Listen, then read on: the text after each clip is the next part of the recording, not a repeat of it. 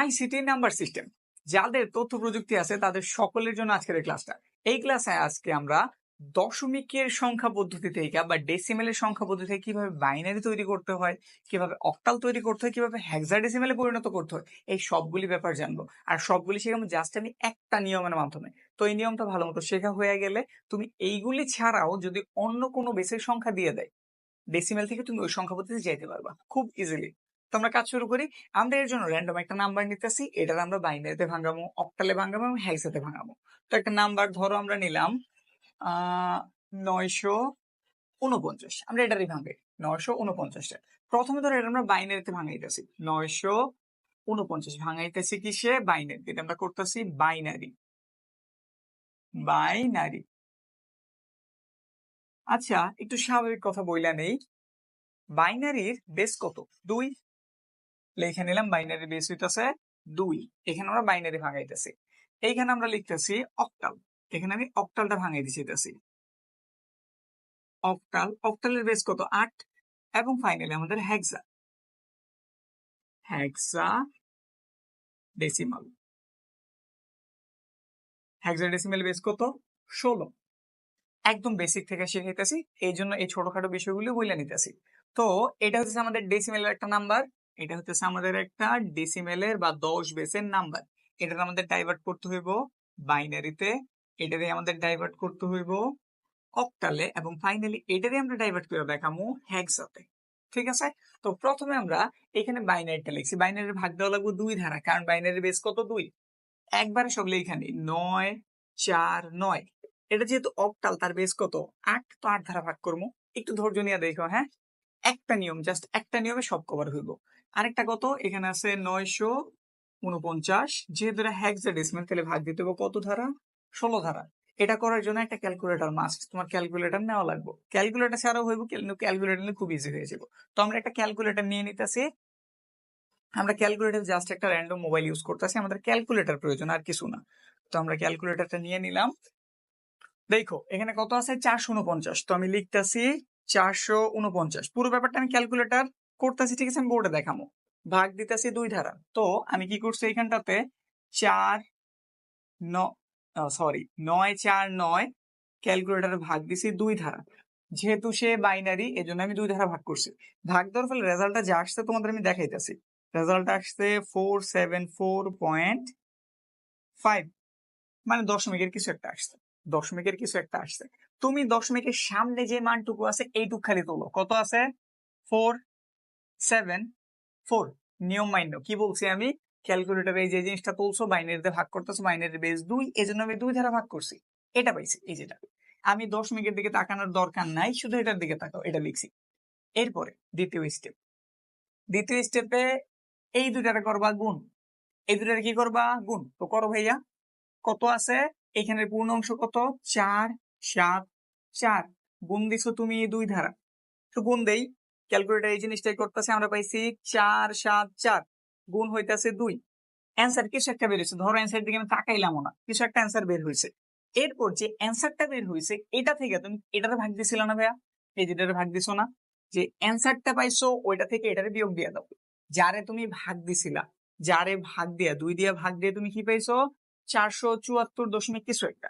তুমি এই দুজনকে গুণ করছো, গুণ ফলটা থেকে এটারে বিয়োগ করে দিবা। ওইটারে কি করে দিবা? বিয়োগ করো। আরেকটা ধাপ করলে ইজি হয়ে যাব। এখন যদি জটিল মনে হয়ে থাকে একটু দেখো, ইজি কইরা দিব, একদম ইজি কইরা দিব। তো বিয়োগ করো উপরেটায় 9 4 9, বিয়োগ 9 4 9, কত পাওয়া গেছে? -1। তুমি ওইটা এখানে খেলে লিখে ব্যাস, কাজ শেষ। এই হইতেছে প্রসেসটা। তো একটা প্রসেস দেখাইছি, এটার আরেকটু লম্বা করি, তাহলে পুরো ক্লিয়ার হয়ে যাবে। এখানে এগুলো দিতে যাও না, বুঝানোর লেখা করছি। আবার সেম ভাবে এই যে জিনিসটার 2 দ্বারা ভাগ দাও। তো আমি ভাগ দিতেছি। এবার কত আছে? 4 7 4, ভাগ আবার 2, ভাগ আবার 2, ভাগ দিবার কত পাইছি? 4 7 4, ভাগ দিছি 2 ধারা। রেজাল্ট পাওয়া গেছে 2 3 7। এবার পুরোটাই পূর্ণ সংখ্যা পাওয়া গেছে 2 3 7, কোনো দশমিকের কিছু নাই। তাইলে কি করবো? লেখা দাও 2 3 7। যেহেতু দশমিকের কিছু বের হয় না, এর মানে নিঃশেষ বিভাজ্য, মানে পুরোপুরি ভাগ গেছে, কোনো ভাগশেষ নাই। এগুলো আবার কি বলতেছে? মনে রাখবা শুধু এইটুকুই, যদি দশমিকের কিছু না বের হয় এখানে তুমি শূন্য দিয়ে দিবা। দশমিকের কিছু না বের হলে কত দিয়ে দিবা? শূন্য দিয়ে দিবা। আরেকটা করি, এটা শেষ করতে করতে এগুলো এগুলো এগুলো ক্লিয়ার হয়ে যাবে। কত আছে এবার 237, সেম ভাবে 237 আবার তোলো, 237 ভাগ 2, এই যে আমি তুলতেছি ক্যালকুলেটারে, 237 ভাগ হইতাছে 2, এবার পাওয়া গেছে 118.5। আমি শুধু তাকাইতে বলছি পূর্ণ সংখ্যার দিকে, কত পাইছি আমি 118, তো এখানে লেখা দাও 118। তারপরে চিন্তা কিছু দিবা না, কি করবা, খালি এই দুটোর গুণ করবা, এই দুটোর গুণ করে এর থেকে বিয়োগ করে দিবা। কি বলছি, এটার কি করবা, গুণ, এই যে দুজনের গুণ, এটা থেকে বিয়োগ, সিম্পল কথা। ভাগ কইরা যে ভাগফল পাইছো ওইটার সাথে 2 এর গুণ কইরা উপরেরটা থেকে জাস্ট বিয়োগ দিয়ে দাও। তো বিয়োগ দিতেছি আমরা পাইছি 2, 3 7 ভাগ করে 1 1 8 মানে 118, গুণ দিলাম 2, ক্যালকুলেটর তুলে দিলাম, বিয়োগ দিয়ে 237 পাইছি, আবার 1, তো লেখা দাও, ব্যাস এই হচ্ছে প্রক্রিয়া। আবার 2 দিয়া দাও, এখানে পাইছো তুমি কত 118, 118 ভাগ হইতাছে 2, কত পাওয়া গেল 59, একদম 59 পাওয়া গেছে, দেখো বোঝা যায় কিনা, একদম 59 পাওয়া গেছে নাকি। তো এর মানে এখানে আবার কত 0, প্রক্রিয়াটা বুঝছি, আবার 59 2 দিয়ে ভাগ দাও, বুঝছো তো প্রক্রিয়াটা নাকি। সমাধান করতেছি, এটার একটু এই স্টাইলে করি, মাত্র এটা যেই নিয়মে করছি এটার আমি ওই নিয়মে একটু ফলো করি, এটার অ্যান্সার আমি লেখা দিব, প্রবলেম নাই, আমি শুধু দেখাইতেছি প্রক্রিয়াটা যে সেম। এখানে কত আছে 9 4 9, ভাগ দিবে এবার কত দিয়ে, যেহেতু তুমি অক্টাল করতেছো, অক্টালের বেস কত 8, তাহলে ভাগ দিতে হবে কত ধারা 8 ধারা, তো আমি 8 ধারা ভাগ দিলাম। 8 ধারা ভাগ দেওয়ার ফলে পাইছি আমি, এই যে এখানে একটু বলছিলাম লেখ মতো লেখি আগে, 449 ভাগ দেওয়া হয়েছে 8 ধারা, ফলে পাওয়া গেছে 118.625। তোমার দশমিকের পরে কি আছে তাকানোর প্রয়োজন নাই, তুমি শুধু তাকাইবা এইটুকের দিকে। কত পাইছি 118, এইখানে সুন্দরভাবে লেখা দাও তো 118। তারপরে এই দুটার দাও গুণ কইরা, এই দুটার কি করবা গুণ, তো এখানে একটু লেখো 118 আমি গুণ করতেছি 8 ধারা, কোন একটা অ্যান্সার পাইছি, অ্যান্সার থেকে বিয়োগ করে দেবো, যারে ভাগ করে আমি 118 পাইছি, যারে ভাগ করে কি পাইছি 118, বা বলতে পারি উপরেরটা, বা বলতে পারি কোনটা উপরেরটা, যেমনে তোমার ইজি মনে হয়। এই দুটারে গুণ করবা, গুণফল থেকে এর উপরেরটারে বিয়োগ করে দিবা, দুইজনরে গুণ, গুণ থেকে উপরেরটারে বিয়োগ কইরা দিই, উপরে কত আছে 9 4 9। এবার আমরা ক্যালকুলেটরের হেল্প নিই, ক্যালকুলেটর 118, 118 সাথে কারে গুণ করো 8 এর, বিয়োগ করে দাও কারে 118 গুণ 8, এটা থেকে বিয়োগ করতেছি আমরা উপরেরটারে 9 4 9, কত পাওয়া গেছে 5। তো এখানে জাস্ট লেখা দাও, ব্যাস হয়ে গেছে, কিন্তু এগুলো বোঝানোর লেখা। আবার একটু করি, আবার আছে 118, তো তুমি তোলো 118 ভাগ দিলাম আবার 8 ধারা, এবার 118 রে যদি আমি 8 ধারা ভাগ করি, রেজাল্টটা পাওয়া গেছে 14.75। বলছি দশমিকের পরের দিকে তাকানোর প্রয়োজন নেই, যেটা পূর্ণ অংশটা নিচে লেখা দাও, কত লেখা দিলাম 14। এই দুটোর কি করবা ভাইয়া গুণ, এই দুটোর কি করবা গুণ, তারপরে কি গুণফল থেকে উপরেরটারে বিয়োগ, তো করি এই কাজে 8 গুণ 14 বিয়োগ 118, পাইছি এবার 6, লেখা দাও। প্রক্রিয়া মনে হয় বুঝছো। আর যখনই দেখবা এটা ম্যাক্সিমাম টাইমে বাইনারি সময়ই হইব, যে আমাদের একদম পুরোপুরি ভাগ যাইব, কোনো দশমিক আসেনি, তখন তুমি শূন্য লিখবা। আর অক্টাল হেক্সাডেসিমাল এটা খুবই কম হয়, একদম রেয়ার হয় না, যেন এমন না, হয় কিন্তু খুবই কম। তো দেখো 14 রে আমি ভাগ দিতেছি, 14 ভাগ আবার কত 8, 14 রে 8 ধারা ভাগ করছি, 14 রে 8 ধারা ভাগ করার ফলে রেজাল্ট পাওয়া গেছে 1.75। আমরা দশমিকের পরে তাকানোর চিন্তা বাদ দিছি, আমরা দশমিকের আগের টুকে খেয়াল দিছি 1, তাহলে তুমি এখানে লেখা দাও কত 1, এর দ্বারা এটার গুণ দাও, 8 এ 8 8 আছে 14 হইব, কত হইলে 12 থেকে 14 রে বিয়োগ করো, কত পাওয়া যাবে ওইটাই লেখা দিবা, 14 বিয়োগ 8 6 পাইছি, তো লেখা দিলাম এই যে 6। ফাইনালি এটার ফিনিশিং এর দিকে আইসা পড়ছি, এটার ফিনিশিং একটু কইরা নিই তাইলে, তারপর হ্যাক্সা ধরুন, হ্যাক্সা অলরেডি তোমাদের মাথায় এসে পড়ছে নাকি, কত ধারা করতে হবে 16 ধারা। তো আমরা এটার ফিনিশিংটা আগেটা নিই, এটার ফিনিশিং করার জন্য এটুকু একটু আমরা মুইছা নেই। আশাটা কি তোমরা ভাগের ব্যাপারটা বুঝছো, তাহলে আমরা বাকিটা একটু তাড়াতাড়ি করে ফেলি। এখানে আছে কত আমাদের 49, তো আমরা সরি 59 ভাগ 2 29 পাইছি, পয়েন্ট কিছু একটা ছিল, তাহলে 1 হয়ে যাব। আবার 2 দিয়ে ভাগ দাও, তো তুমি এটার ভাগ দিতেছো 2 ধারা, এবার বেরোইছে 14 দশমিক কিছু একটা, তাহলে এবার 1 হইব। কেন এত ইজিলি লিখতে পারতেছি, আমরা জানি বাইনারিতে মানি দুইটা, 0 আর 1 নাকি, তো বুঝাই যেতেছে দশমিক যদি আসে, এটা শুধু বাইনারির ক্ষেত্রে, কিন্তু দশমিক যদি আসে তাহলে বুঝাই যাইব একটা 1 রয়ে গেছে, মানে ভাগশেষ রয়ে গেছে, আর ভাগশেষ কত থাকবো 1 ছাড়া তোর অপশন নাই, এই জন্য 1, বুঝছে। তো আরেকটু ইজি বলতে পারো, বীজের সংখ্যা যদি থাকে 2 দ্বারা পরিপূর্ণ ভাগ যায় না, তখনই দশমিকের একটা মান বের হয়, তখনই ভাগশেষ 1 থেকে যায়। ঠিক আছে? আর জোড় সংখ্যা হলে যেমন এই যে 2 দ্বারা তুমি 14 ভাগ দিছো, 7 বার গেছে, হাতে কিন্তু কিছু নেই, শূন্য। আবার তুমি 2 দ্বারা 7 ভাগ দিছো, 3 দুগুণে 6 তুমি জানো, তাহলে হাতে 1 রয়ে গেছে। এই যে মূলত প্রক্রিয়াটা এইটাই, কিন্তু এত তো 2 এর ভাগটা যত ইজিলি আমরা করতে পারি, 8 বা 16টা ওইভাবে করতে পারি না, এজন্য আমাদের ক্যালকুলেটরটা দরকার। ঠিক আছে? এটা ফিনিশিং টানতাছি। 2 একে 2 একবার গেছে, এইখানে 1 রেখে দিলাম। 2 দিয়া তো আর 1 এর ভাগ যায় না, যখনই দেখবা তুমি ভাগ দিতেছো যেটা দ্বারা, মানে 2 দ্বারা তুমি ভাগ দিতেছো, ভাজ্য ভাজক, ভাজক যখন ভাজ্যর থেকে বড় হয়ে যাব, তখন এখানটাতে আমরা 0 লেখা দিই, মানে ভাগটা যায় না। কি বলছি? যারে দ্বারা আমরা ভাগ দিতেছি, মানে আমাদের ভাজক যে, তার থেকে যে ভাগ হইতেছে বা যারে ভাগ করতেছি, ভাজ্য যে, সে যদি ছোট হয়ে যায়, তাহলে আমাদের ভাগফল কত বের হয়? 0। আর এই থাইকা যাওয়া 1টা তুমি সুন্দর করে যে এখানে লেখা দিবা। বুঝছি? এরপরে কাজ হইতেছে নিচে থেকে। কোন জায়গা থেকে? নিচে থেকে শুধু এই যে এই মানগুলি, এই যে দাগ দংশের এই মানগুলি তুমি লিখে দিবা। কোন জায়গা থেকে? নিচের দিক থেকে। তো নিচের দিক থেকে তুমি যদি লেখো, তুমি অ্যান্সারটা পাইবা 3টা 1, 1টা 2টা 3টা, তারপর একটা 0 আছে, তারপর 2টা 1 আছে, তারপর 0 আছে, 1 আছে, 0 আছে, 1 আছে। বুঝছি? এই যে এটা হচ্ছে আমাদের মানটা। তো আমরা এটা সমাধানটা টানি, আমরা এটা প্রায় শেষের দিকে এসে পড়ছি। কি বলছিলাম আমি? এটা হচ্ছে আমাদের ভাজক, মানে যারা দ্বারা আমি ভাগ দিতেছি, আর একের আমি ভাগ করতে চাইতে, সে হচ্ছে আমাদের ভাজ্য।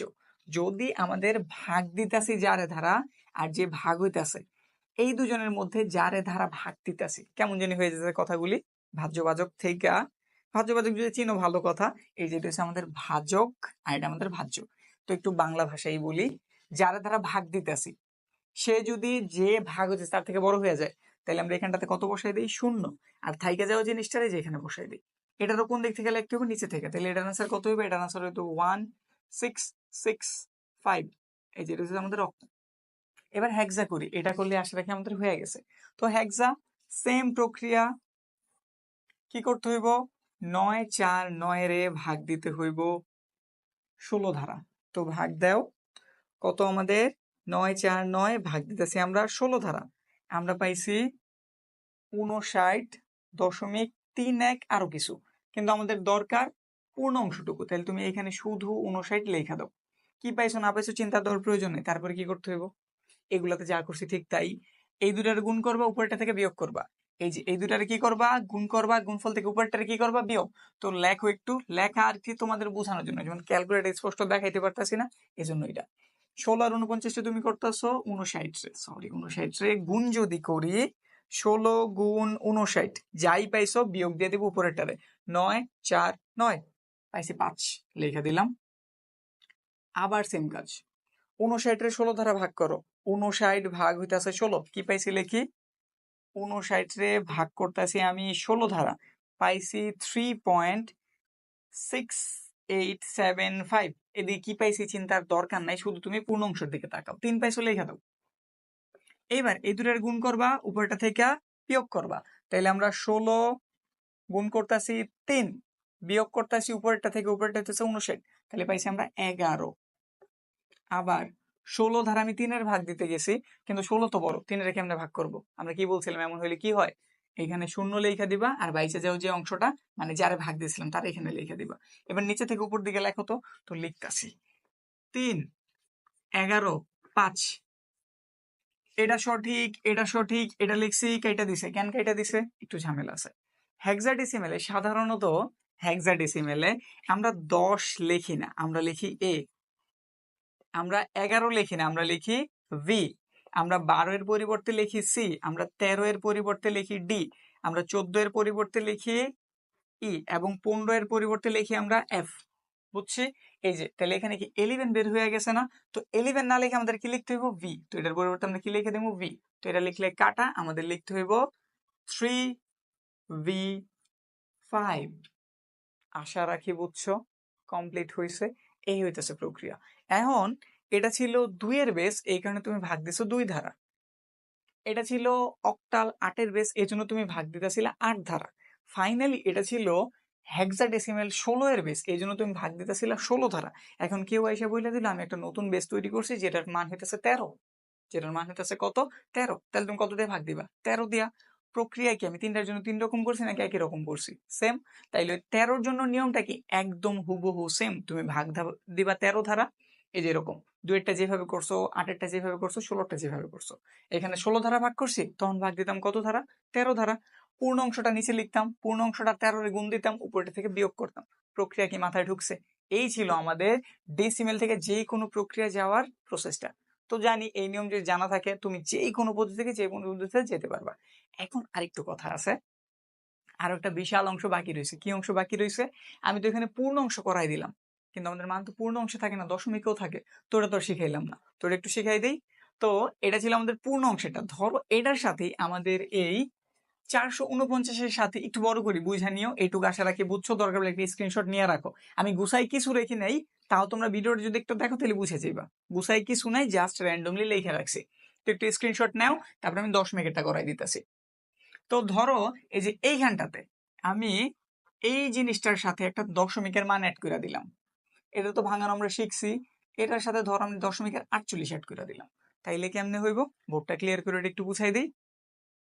তো এই যে আমাদের 0.48, আমরা প্রথমে বাইনারিটা বুঝাই, সেম ভাবে অক্টাল হইব, সেম ভাবে হেক্সাডেসিমাল হইব, নতুন কোনো নিয়ম না।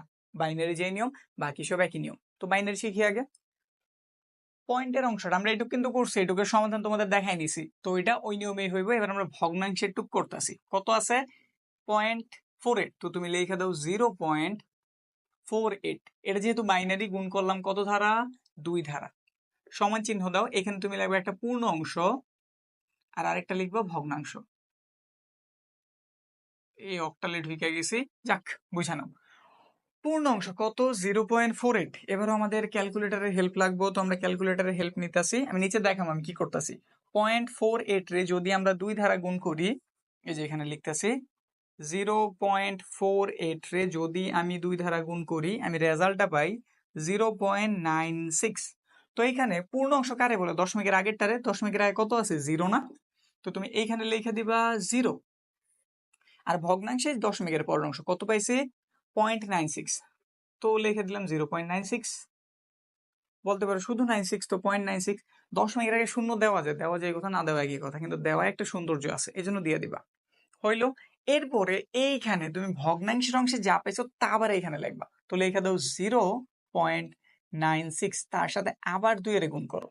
তো লিখতেছি, এই যে এখানে আগে লিখে নিই, 0.96 এর সাথে আমি আবার 2 এর গুণ করলাম। 0.96 গুণ হইতেছে 2। এবার পাওয়া গেছে, যা পাওয়া গেছে আমি লিখতেছি 1.92। দশমিকের সামনে কি পাইছি? পূর্ণ সংখ্যা 1 পাইছি, তাহলে এখানে তুমি বসা 1। আর দশমিকের পরে কি পাইছি? 0.92। তো লিখে দাও 0.92। আবার এই ভগ্নাংশের অংশটা এখানে লেখো 0.92। আবার গুণ দাও 2 দ্বারা, তো লিখতেছি 0.92 গুণ 2। 0.92 গুণ 2, এবার পাইছি আমি 1.84। পূর্ণ অংশটাই যেটা, এটা তুমি এইখানে লিখে দিবা, আর পয়েন্টের অংশটা এখানে 0.82। প্রসেসটা আশা রাখি বুঝছো। গুণ দিতেছি, পূর্ণ অংশটা এখানে লিখতেছি, ভগ্নাংশটা এখানে লিখতেছি, ভগ্নাংশটার আবার টান দিয়ে এখানে আনতাছি, 2 ধারা গুণ করতেছি, পূর্ণ অংশ পেলে এখানে লিখতেছি, ভগ্নাংশটা এখানে, মানে এইভাবে প্রসেসটা চলতে থাকবে। তো আর একটা করি, 0.82 ইন্টু 2 গুণটা করি, 0.82 গুণ 2, এটার জন্য আমরা পাইছি 0.8। আচ্ছা 4 লিখছি কেন? 2 হইব 2 ইন্টু 2 গুণ ধারা আমরা পাইছি 1.64। পূর্ণ অংশ 1, 1টারে এখানে লেখা দাও, আর পয়েন্টের অংশটারে এই যে এখানটাতে। বুঝছি? এইভাবে প্রক্রিয়া চালাই যেতে পারো, কিন্তু 3টা কি 4টা করলেই কাজ হয়ে গেছে। দশমিকের পরে তুমি 3টা বা 4টা করবা, তাইলেই হয়ে যাবো। এত সারাদিন করার প্রয়োজন নাই। আমরা যখন পূর্ণ অংশটা ভাঙাইছিলাম, আমরা অ্যান্সারটা কিন্তু লিখছিলাম নিচের দিক থেকে, কিন্তু যখন তুমি দশমিকের অংশটা ভাঙাইবা, তুমি অবশ্যই আসবা উপর থেকে নিচের দিকে। উপর থেকে নিচের দিকে একটু মনে রাখার কৌশল কি, দেখো দশমিক এটা কিন্তু বের হইতেই থাকবো, হইতেই থাকবো, হইতেই থাকবো। যদি আমি নিচ থেকে নিতাম, নিচ বের হইব কবে না কবে কে জানে। তো এটার জন্য সবসময় নিবা উপর থেকে নিচের দিকে। দশমিকের অংশ গুণ করে যে রেজাল্টটা পাইতেছো পূর্ণ অংশের, ওটা তুমি অ্যান্সারটা কিভাবে লিখবা? উপর থেকে নিচের দিকে, মানে অ্যান্সারটা হইব এইরকম। পূর্ণ অংশটা তো লিখছিলেই, পূর্ণ অংশটা ধরো পূর্ণ অংশেই আছে, এরপর দশমিক দিয়ে তুমি লিখবা 0.111, চেল ডট ডট দিয়ে দিতে পারো, কারণ বাকি মানে আমরা বের করি নাই। এটা ছিল আমাদের বাইনারির প্রক্রিয়া। তো অক্টালের প্রক্রিয়াটা করি। এই যে পর্যন্ত আমরা বাইনারি করছি, এবার আমরা এখানে অক্টালেরটা করি, আমরা তো মান ওইটাই নিছি, তো এখানে লিখলাম 0.48। এবার গুণ দিতে হবে কত ধারা, অক্টাল যেহেতু, তাহলে গুণ দিব 8 ধারা। এখানে একটা লেখো, এখানে একটা পূর্ণ অংশ আর এখানে ভগ্নাংশ। লেখা ভালো হইলো না, কিন্তু আশা রাখি বুঝবা। পূর্ণ অংশ, এবারে আবার ক্যালকুলেটর ইউজ লাগবো, কত 0.48, এবার গুণ করতেছে কতর সাথে, 8-এর সাথে। তো এখানে একটু আমি বলছিলাম লেখা নিমু, তো 0.48 এর সাথে গুণ করলাম আমরা 8, আমরা মানটা পাইছি 3.84। পূর্ণ অংশ কত, 3, তাহলে এখানে কত বসাইবা তুমি, 3। দশমিকের অংশ এই যেটা, তো 0.84। ভগ্নাংশের অংশটা আবার এখানে লেখো 0.84, গুণ দিতে হবে আবার 8 দ্বারা। তো করি, আমরা কত পেয়েছি, 0.84, আবার গুণ হইতেছে 8-এর সাথে। তো লেখো 0.84 ইন্টু হইতেছে 8, সরি 0.84 ইন্টু হইতেছে 8, পাওয়া গেছে 6.72। পূর্ণ অংশ কত, 6, তাহলে এখানে কত বসবো, 6।